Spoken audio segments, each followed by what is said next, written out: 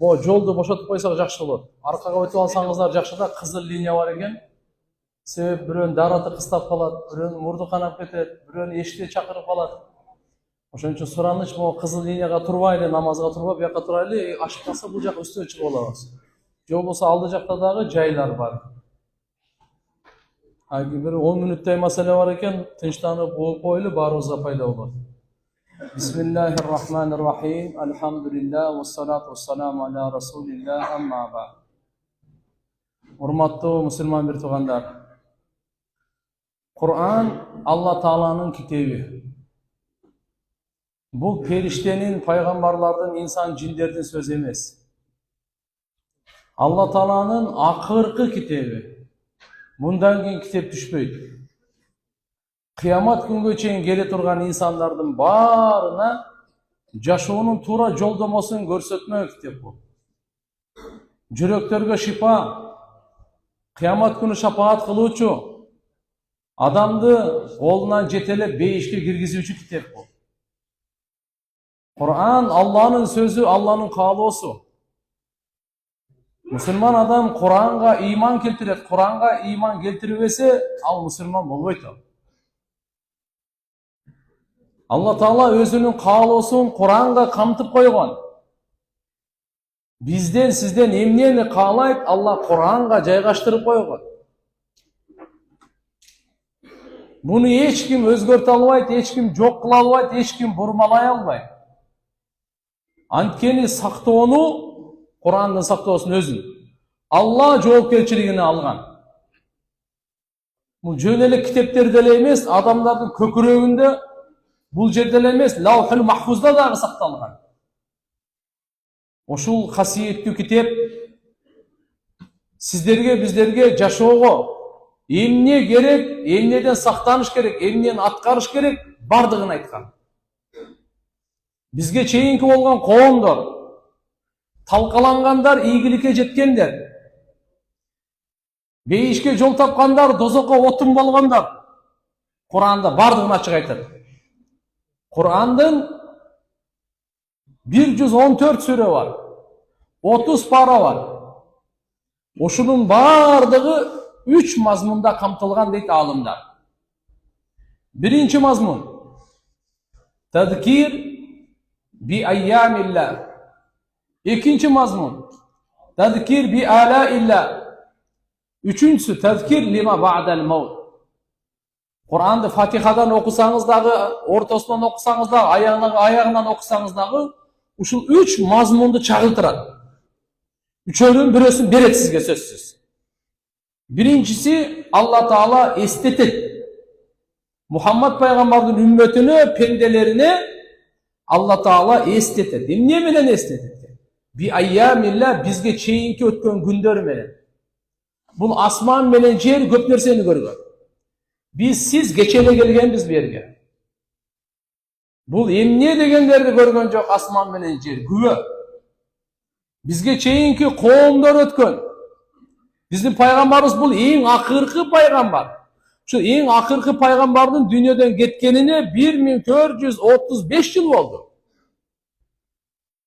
Пайгамбарыбызга чейин канча пайгамбар, канча коом, канча эл, канча үммөт келген.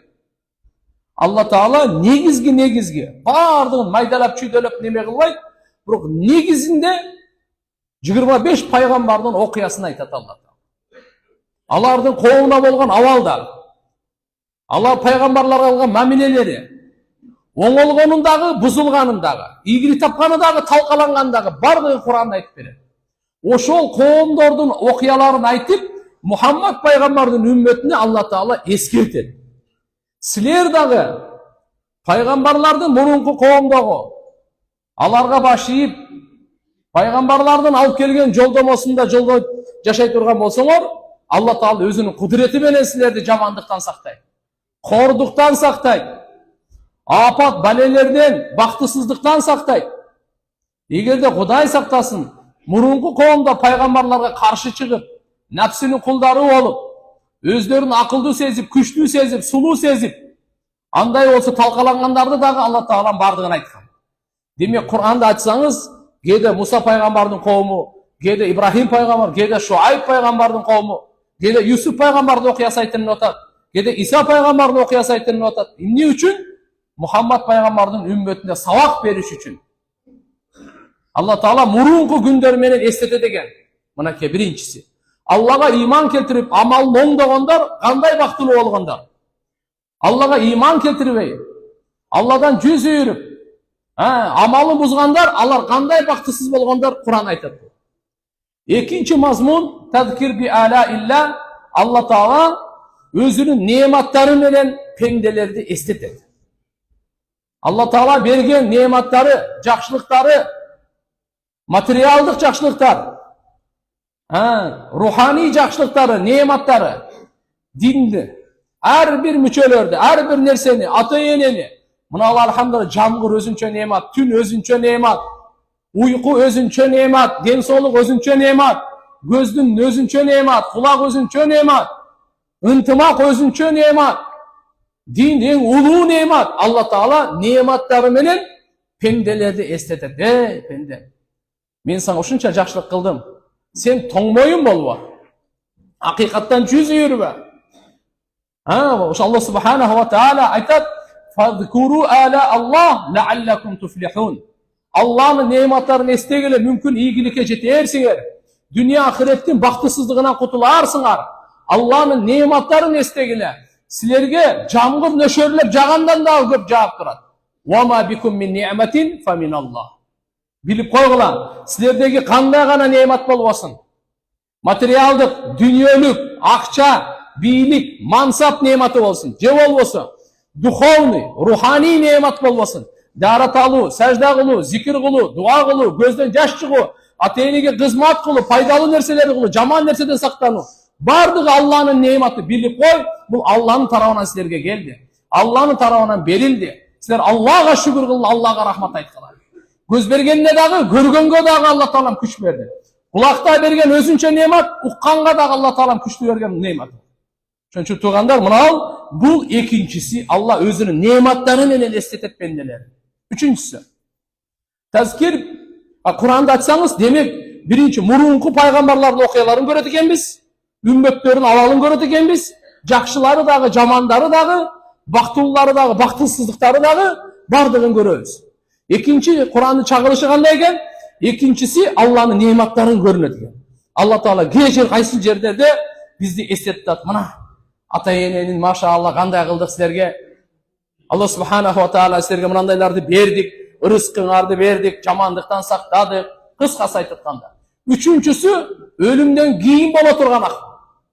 Мына үшін ұғалайын. Үшіншісі, тәзкир лима ба'дал маут. Өлгенден кейін саңа емне olur? Саңа қандай мамиле қылынады? Сені емне күтіп тұрады өлгенден кейін? Жаның ұшы денеден ажырағандан кейін емне күтіп тұрады саңа?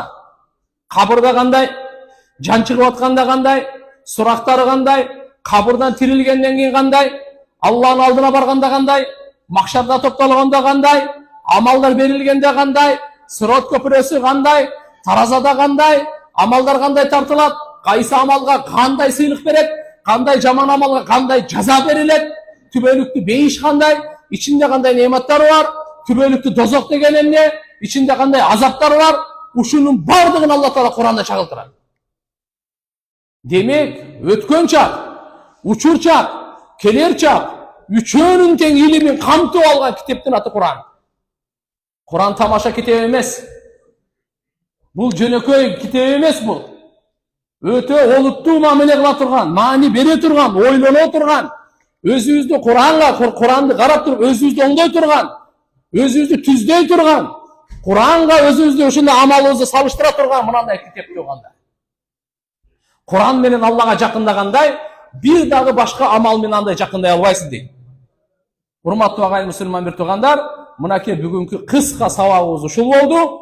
Құран Алланын китеби, периштелердики эмес, пайгамбар Мухаммад алейхиссаламдын чыгармасы эмес, токумасы эмес, пайгамбардын сөзү эмес.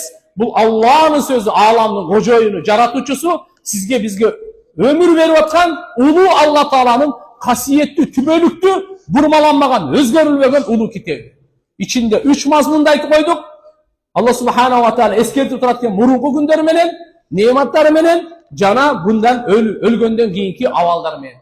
Алла Таалам баарыбызга товфик берсин, жакшы амал кылып башкаларга жайылтканга. Саламу алейкум ва рахматуллахи ва баракатух.